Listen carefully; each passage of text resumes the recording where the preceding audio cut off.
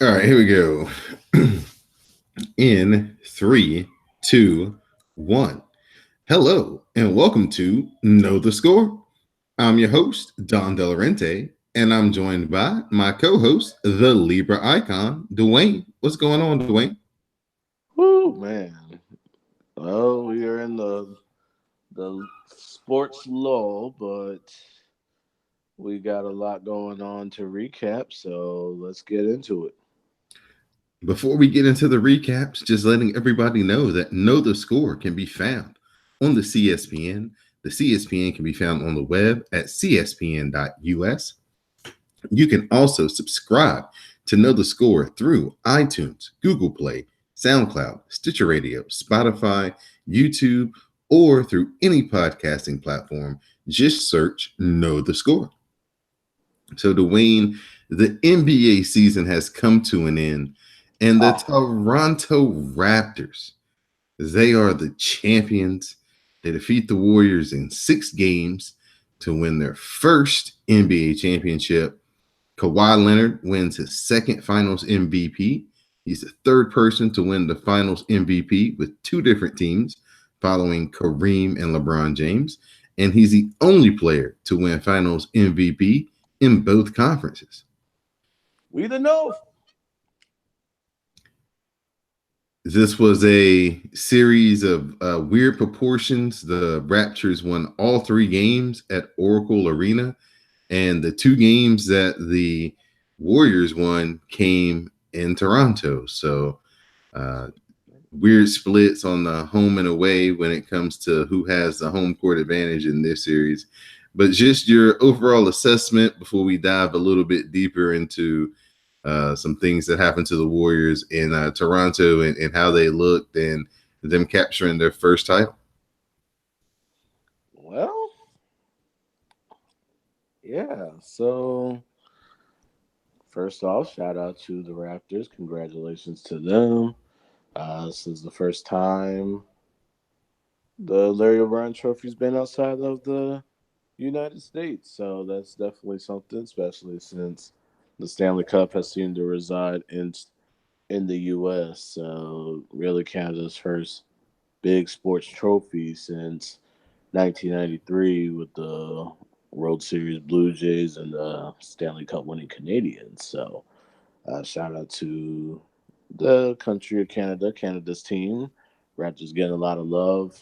Um, a lot of people will kind of throw in the injuries, which we'll get into in a second. But let's just face it, this was a very special Toronto team, and the gambles that Masai Ujiri did really paid off. You traded a beloved star in DeMar DeRozan, uh, even kind of doing the whole blindside thing. Nobody expected that trade to happen, uh, especially with the risk of a 1 year rental of Kawhi. But as we see that gamble paid off. You fired Dwayne Casey after 59 win season. He wins Coach of the Year, but the playoff failures that the Raptors had kind of just threw that to the wayside. You take a gamble on Nick Nurse,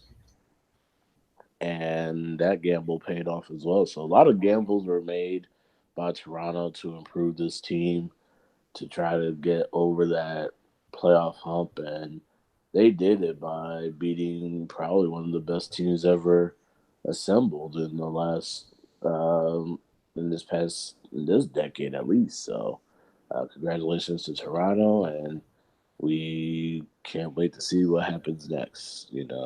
Especially with free agency around the corner. The story for the Warriors will be is the injury bug finally struck them. They have been one of the more healthier teams when it comes to this latest run of greatness that they've had. They've had some bumps and bruises, but they've never had anything like they encountered in this final series. Klay Thompson suffered a torn ACL in game 6. He was having his patented game 6 where he had 30 points in less than 3 quarters. He was probably on his way to 40. And just a freak accident going up for a dunk and gets fouled by Van Fleet, kind of hangs on the rim and comes down in an awkward position. He was already dealing with the hamstring, so I don't know if that had anything to do with it, even if that was the same leg or not. But yeah, when he comes down awkward, and he's grabbing the knee with both hands, and everybody kind of knew, regardless of how tough Klay Thompson is, that was probably a bad one. And it was. He got carried off the court. Then he, due to the rule in the NBA, he got fouled, and so he had to shoot his free throws before he could officially get off of the court. So he had to come back out on a torn ACL, make his 2 free throws, and then he wobbled off the court. So sad ending for Klay Thompson. Definitely was having another one of his patented games in Game 6, and looked like he was going to, be one of the catalysts to get us to a Game 7, but it was not to be, as things wilted away in the fourth quarter for the Warriors. Kevin Durant, he came back for Game 5, but he left in the second quarter with a ruptured Achilles tendon.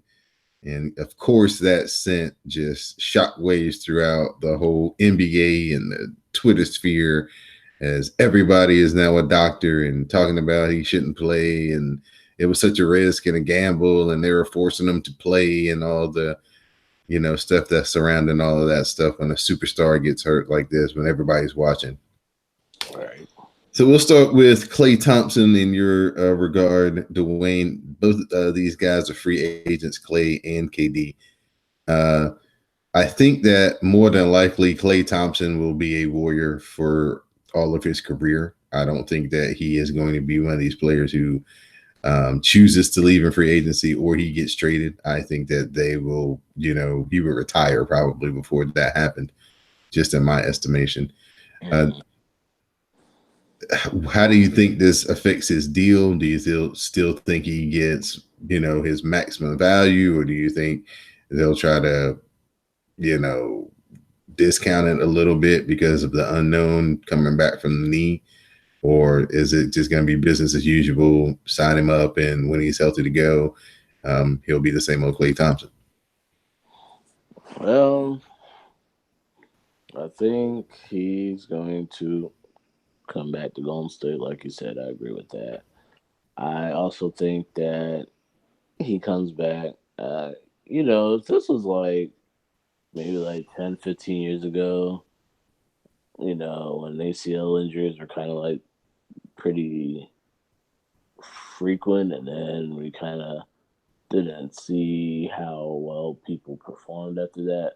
I think that trend's kind of been bucked a little bit. So with the with the way that rehab has been going, I think this won't affect Klay as much as one would think. Of course, when you go down, you got to put all the work in to get back into game shape and things of that sort. So, with that being said, I think that he does return to form when he's fully healthy, and the Warriors will put in the money for Klay to do what he does best, and that's be that scoring wing that plays tremendous defense. We'll just have to see how that lateral quickness goes. When you're moving side to side, and this was just a result of 5 years of playoff runs and deep into the heart of June. I mean, yeah, you rest for a good 3 months, 3.5 months, but when you have deep playoff runs like the Warriors have in succession, the bodies are finally starting to break down. And this is just the end result of being a dynasty. And we may not see it for quite some time, but, this was definitely one for the ages in any way you shape it or slice it. So. Kevin Durant, his future is a lot murkier. He has a huge option that he could opt into to return to the Warriors. I think it's over $30 million. Or he could decide to test the free agency waters with a ruptured Achilles and probably not being able to play at all next season. In your estimation, Dwayne, what will Kevin Durant do in the offseason? Like, come back to the Warriors, just take the guaranteed money, deal with the rehab there, play in that new arena, and it'll be a big deal when he comes back. Or send his agent out, try to negotiate a max contract, and let everybody know, hey, it's going to be 2 years before you see him. Uh, this one's a lot trickier, because of the circumstances. I think, you know, this is probably something where KD will kind of feel like business was left unfinished. So I would think that he would do. He would probably do maybe another one and one kind of deal, and then go back into free agency eventually. But as of right now, I don't see. I think that would be one of the reasons he stays on with Golden State, kind of to just get everything kind of like a redemption kind of thing. So that's the way I think it will go for the moment. Will that change? Yes. I mean, he could still, someone's still gonna give him max money. That's definitely gonna happen. But who's gonna give him that max money is really the main question mark, the main sticking point right there. So someone's gonna give it to him. It's just a matter of who does it, and we just have to wait to find out. Last big part of free agency in the series is Kawhi Leonard. Like you said earlier, this was a 1 year rental in everybody's estimation, but that's just everybody's estimation because we haven't heard officially from Kawhi about what he's going to do. Everybody feels like, especially now after our next piece of business that we're going to talk about, that the LA Clippers have the inside track on acquiring a Kawhi if he does depart Toronto. But can a man who has a whole nation in the palm of his hand with a championship and it looks like a team that could run through the East for at least a couple of more seasons, can he walk away from that to go to the hoopla and the tougher conference, which is the West? Oh boy, that's a good question. So I'm conflicted with this because if Toronto didn't get to where they are now, this would have been a no-brainer. Kawhi gone, but you kind of saw a little bit more Kawhi in these finals, kind of opening up a little bit. The camaraderie he has with the team. If you saw the Rachel Nichols interview, you saw how he was joking, talking about Kyle Lowry got his title, so you don't need him anymore. It looks like he had fun, Toronto. Like you said, he's got the whole country of Canada at his feet and in the palm of his hand. And that's going to make it really, really difficult for him to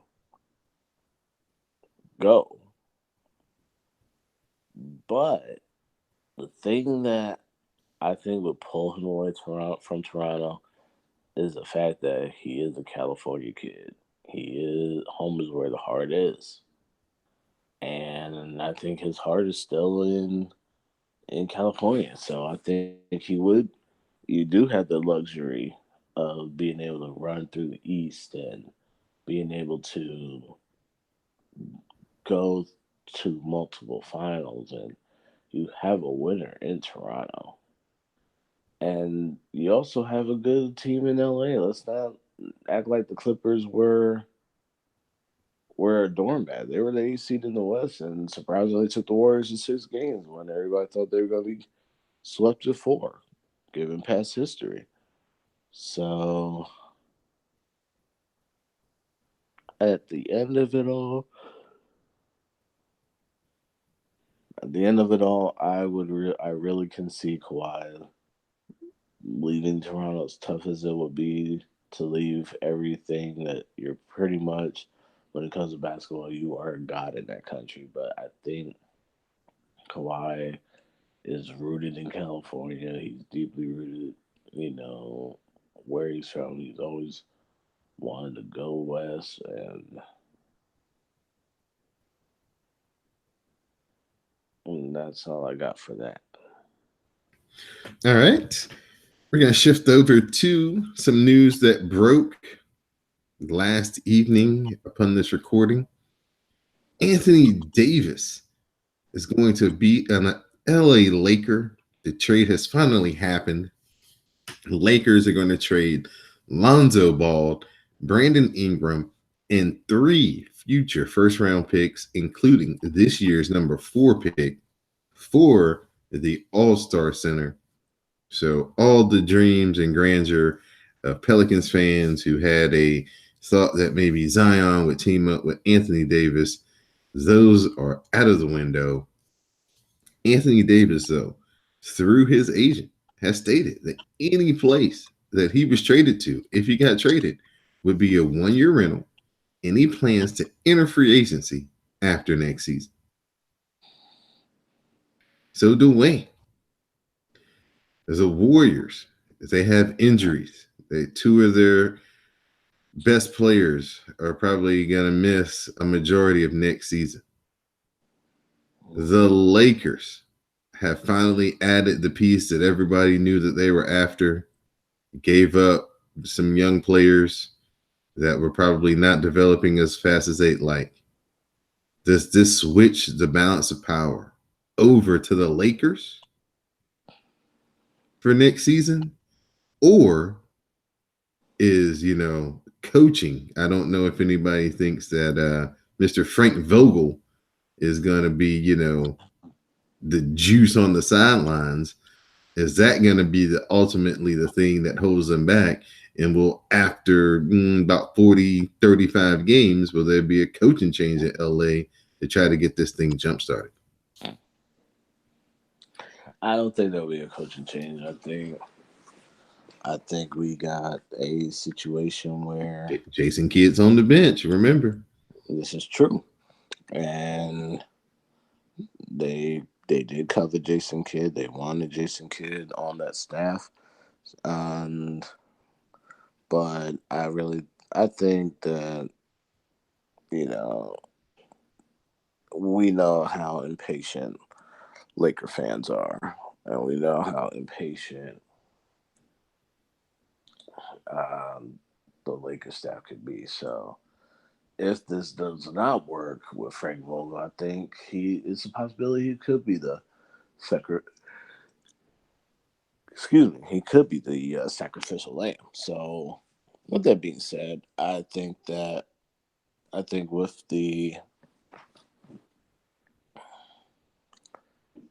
be fine. It's just, you just got to see who gets around, who are the pieces going to be around Anthony Davis, and then kind of just see how it goes from there. I think Josh Hart was also included in this deal as well. He was. So they did not want to give up Kuzma. Yeah, so basically what they did was they took their 3 worst shooters and was like, here, you can have them. And no, we have to keep our best shooter because guess what? We're going to have a team with Anthony Davis and LeBron. So we're going to need as many guys who can shoot as possible. So Rondo, you might be the next one that has to be like, it was good, but you can't stay here now. All right. Just because it's just, you're going to need as many.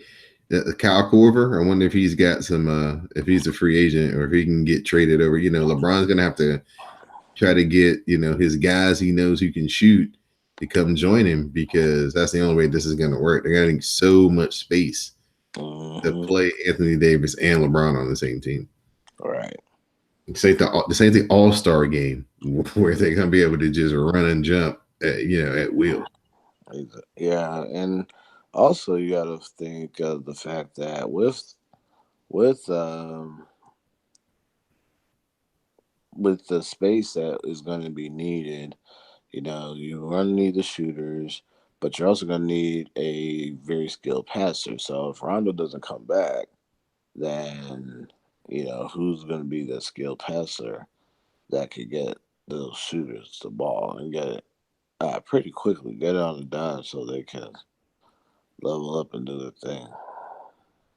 Yeah, it's going to be very interesting to see the makeup of what they do offensively with Anthony Davis and LeBron on the same team. Where they decide to play LeBron next year, if he's going to go back kind of to the small forward role and less of the power forward role.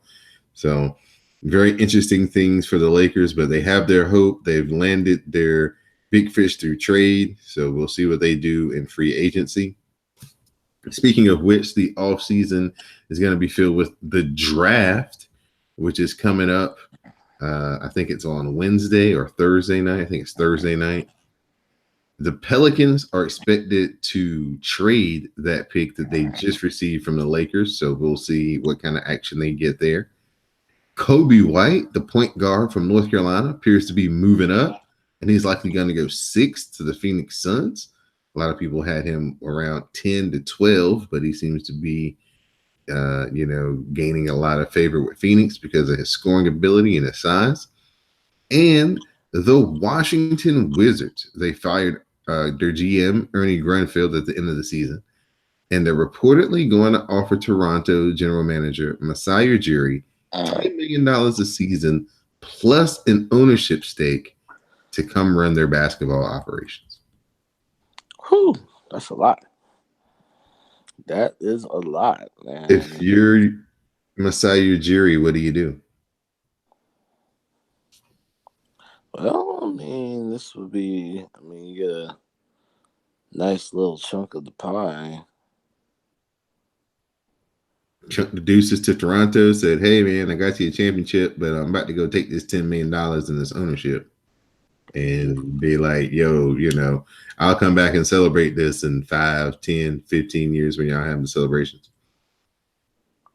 Right. And then on top of that, you would have to.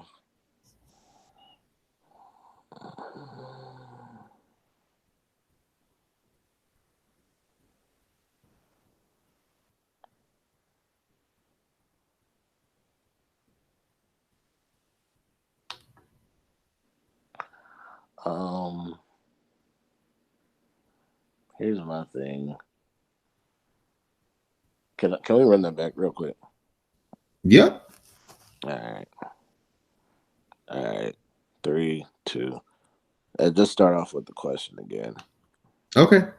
All right. 3, 2, 1, go. If you were Masai Ujiri, what would you do? All right. So if I'm Masai Ujiri, you just constructed a championship team, and now, this is kind of what happened when he departed Denver, because he was the mastermind behind that Carmelo deal. Remember, a few years back. Mm-hmm. So, and then he left Denver to go to Toronto. Now, he could do so that can tell you, if the offer is good, he'll strongly consider it, because, and so this is a very tempting offer, not only to get a stake of ownership in the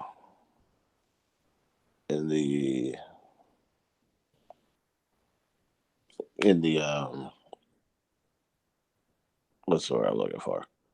Franchise? Franchise. There we go. So, yeah, stake in the franchise, and but the Wizards are kind of in a mess. They gave a big deal to John Wall, who had knee surgery, then tore his Achilles. Bradley Beal, we didn't hear much from Bradley Beal this year. They made a few moves which did not work out because obviously Ernie Grunfeld isn't there anymore, but he kind of should have been gone a long time ago. But that's neither here or there. And I don't know. I think in this case, as good of an offer this is for Ujirius, probably just better to stay in Toronto after kind of thinking out loud about it. So I would stay in Toronto. Yes, you get look at certain things, but at the end of it all, I don't see it being worth it to go Wa- from Toronto to Washington. All right. So that wraps up the NBA until the draft and then free agency, which starts on the 30th. So that's going to be fun. Like we said, the last few years, the NBA free agency has been wild and crazy, and we don't expect this year to be any different. Right. This is Know the Score. I'm your host, Don Delarente. I'm joined by my co-host, the Libra Icon, and you can find Know the Score on the CSPN at cspn.us. Dwayne, it was also a first-time champion in the world of hockey this year as the St. Louis Blues. They went on the road and they defeated the Boston Bruins 4-1 in Game 7 to win their first Stanley Cup in franchise history. Ryan O'Reilly of the Blues wins the series MVP.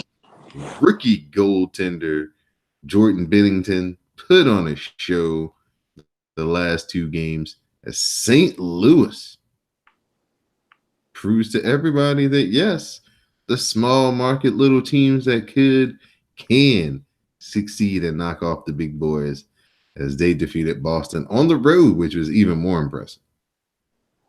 It was impressive. I mean, the win at the Garden in the Game 7, uh, that's pretty remarkable, even though kind of a hater right now because they did beat my team to get there. But that's neither here nor there. So, congratulations to the Blues. I know a couple of Blues fans on social media. I'm sure they're ecstatic. Especially in a city that's seen the red team win all the time. So now to see the Blues win, see St. Louis be blue for a year, and winning the first Stanley Cup in team history. They only been to two of them, two Stanley Cup Finals. Of course, that would be in 1970 against the Bruins, by the way, and I thought that the series was very competitive. I really thought it was over when the Blues went up, you know, with the chance to win at home to close it out. But good job by Boston to get to a Game 7. And, Jordan Bennington, who was pretty much getting roasted on social media for his play in Game 6, comes out, puts up a gem in Game 7. Wasn't quite a full shutout, but they did a great job getting on the board, attacking every chance they got, and when they would get in disarray, they didn't let that get to them. They just really found a way to persevere, and that's about it. Yes, so congratulations to St. Louis, the St. Louis Blues, this year's Stanley Cup champions. It's going to be a short off season for those guys, so hopefully they heal up and they get ready to make another run at it in October. It's going to be a very, very, very quick summer.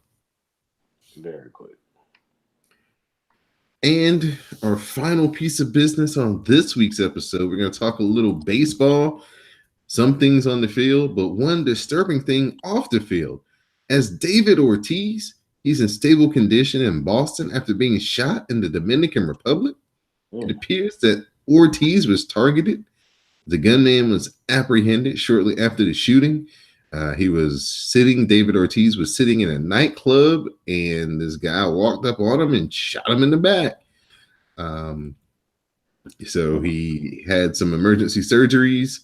He got airlifted out of the Dominican and flown into Boston, where he had some more surgeries, but everything appears to be good. He appears to be on the mend.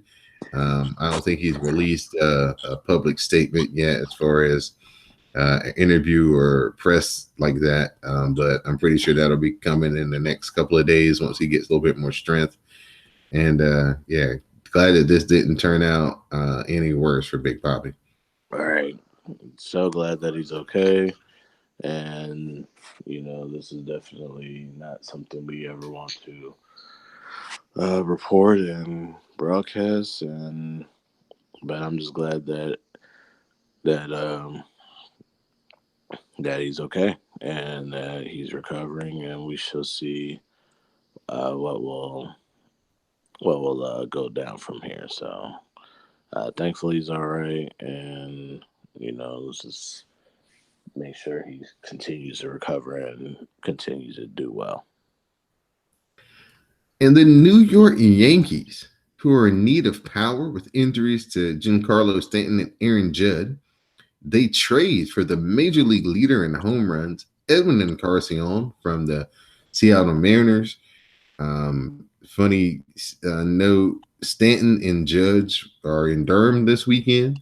They're playing the Durham Bulls. This is the last game of the series, so I know my man over there, the general manager, definitely had a smile on his face all weekend because I know they sold a lot of tickets to this weekend series with those two big names in town.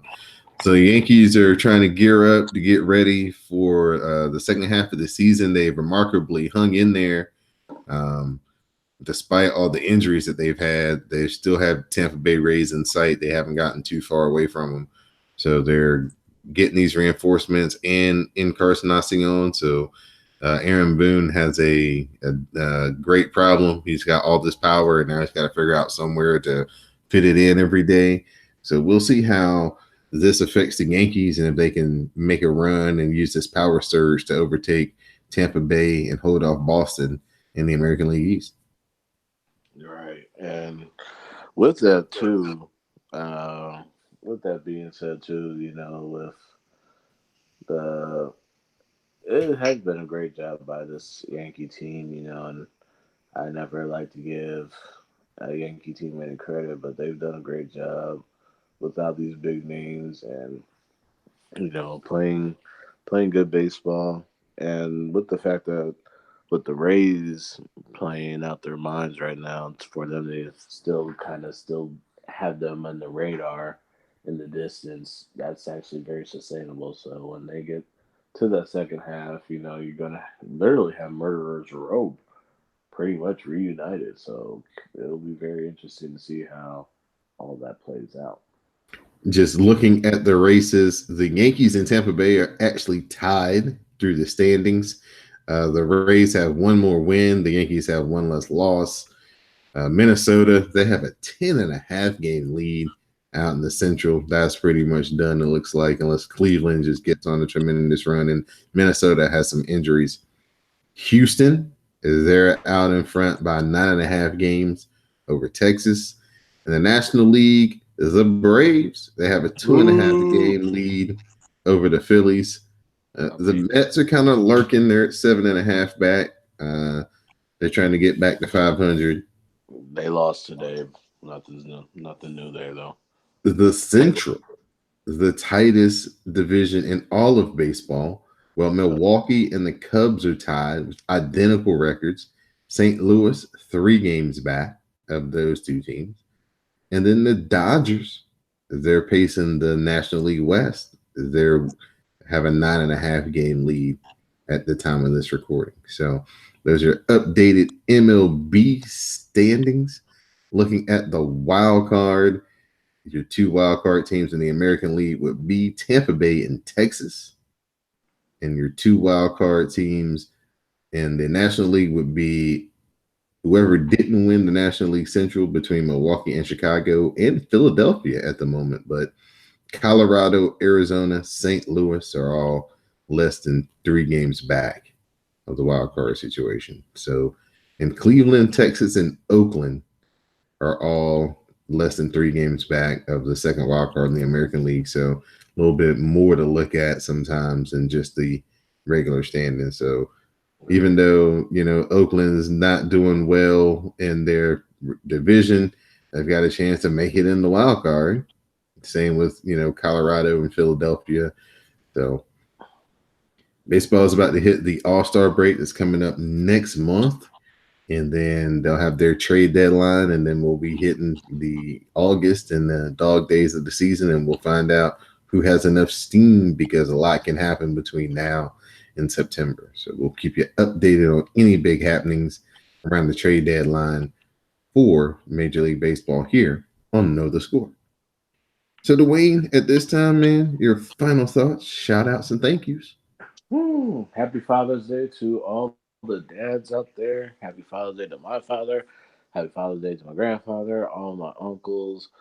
And, we appreciate y'all. And for those who are having difficulty today, my thoughts and prayers are with you as well. Um, Really, the final thought I have, um, it's funny because I literally had it in my mind and now it kind of trailed off. But we'll just say this, this was a great NBA season. I think the whole with free agency coming up is going to be pretty wild in terms of who's going to go where and who's going to be,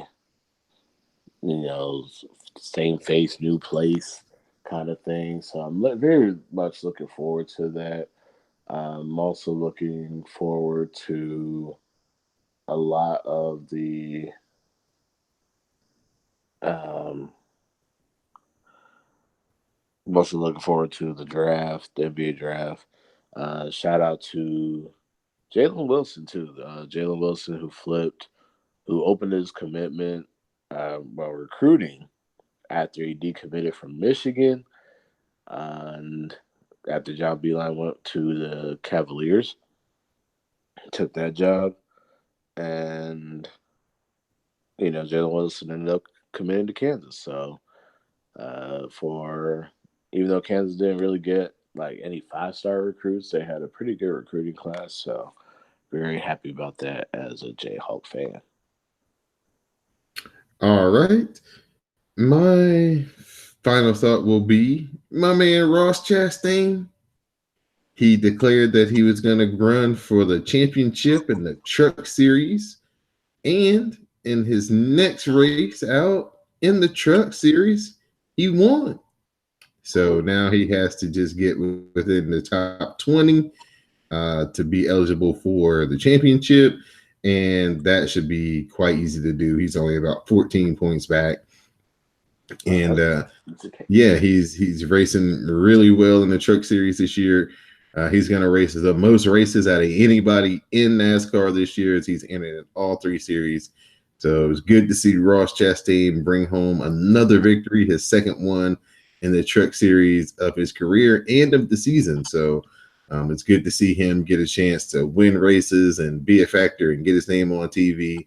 And big things are yet to come for my man, Ross Chastain. So for the Libra Icon, I'm your host, Don Delarente, and now you know the score. All right, my man. Yes, sir. Appreciate it. I'll have it uploaded and out a little bit later tonight. All right. Yeah, I'm going to try to go fishing here in about an hour, around 6 o'clock. Yeah, for about a couple hours. Gotta get the dogs where they can be in the house for a couple of hours, and then by the time I get back, it'll be time to feed them and find something to watch on a Sunday night. Oh my gosh, it's gonna be awful. Right. It might be a Fire Pro Wrestling night, since I just took all this time last night and uploaded all these current wrestlers in there. Yeah. Yeah. So All right, man. I will let you know. We'll talk about the draft and the free agency. So maybe after the 4th, we'll get back together. Yeah, that'll work. Okay, man. That should be available by then. No problem. Okay, bud. Be good. Talk to you later. All right, later.